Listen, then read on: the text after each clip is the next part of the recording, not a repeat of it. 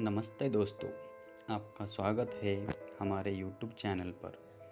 आज हम आपके लिए लेके आए हैं एक नई स्टोरी शुरू करने से पहले एक रिक्वेस्ट है।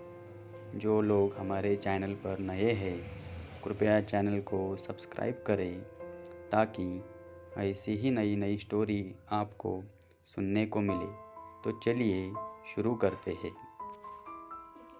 एक राज्य में एक बार एक सन्यासी आया और सीधा राजा के महल में चला गया।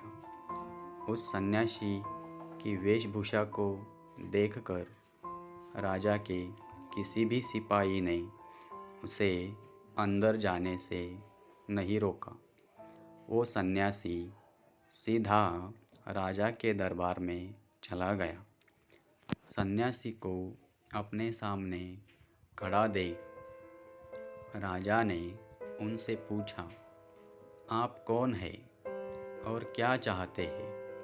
सन्यासी बोला, मैं एक आध्यात्मिक गुरु हूँ और प्रवचन देने के लिए दूसरे राज्य जा रहा था, लेकिन अब दिन ढलने को आया है तो आज रात आपके महल में ही रुकूंगा। रात बिताने के लिए बस मैं थोड़ी जगह चाहता हूँ।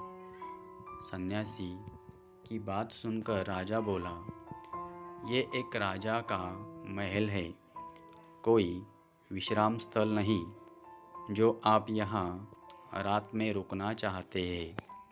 आप बाहर जाइए, वहाँ रहने की आपको कोई ना कोई जगह मिल जाएगी। सन्यासी ने राजा से फिर प्रश्न किया, महाराज, क्या मैं जान सकता हूँ कि आपसे पहले ये महल किसका था?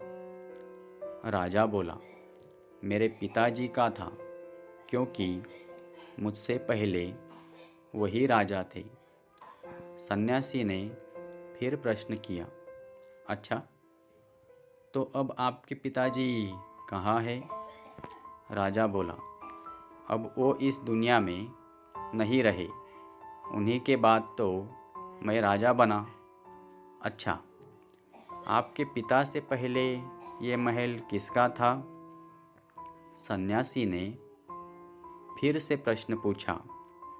राजा को अब गुस्सा आने लगा, लेकिन फिर भी उसने शांत होकर जवाब दिया, मेरे पिता से पहले ये महल मेरे दादाजी का था और वो भी इस दुनिया में नहीं है।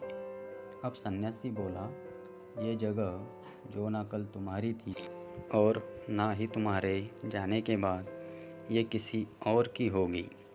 इस संसार में लोग कुछ ही समय रह पाते हैं और फिर चले जाते हैं। जहाँ हम अपना समय बिताते हैं वही हमारा विश्राम स्थल है।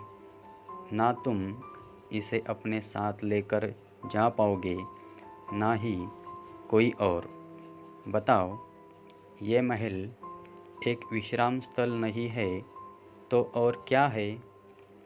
राजा उनकी बात समझ गया और हाथ जोड़कर माफ़ी मांगने लगा। उसने सन्यासी को रुकने की जगह दे दी। इस कहानी से हमें ये सीख मिलती है कि दोस्तों, ये बात तो हम सभी जानते हैं कि इस संसार से हम कुछ भी लेकर नहीं जा सकते। खाली हाथ आए थे और खाली हाथ ही जाना है। जब तक आप इस संसार में है, मैं या मेरा इस चक्कर में ना पड़े। ज़िंदगी में धन, लोभ, लालच के पीछे ना भागे। भागना है तो खुशियों के पीछे भागे। ज़िंदगी का मज़ा बहुत पैसों में या फिर बड़ी गाड़ी में नहीं है। ज़िंदगी का मज़ा खुश रहने में है। दोस्तों, अगर आपको हमारा चैनल अच्छा लगा हो तो चैनल को subscribe, like, comment and share ज़रूर करें।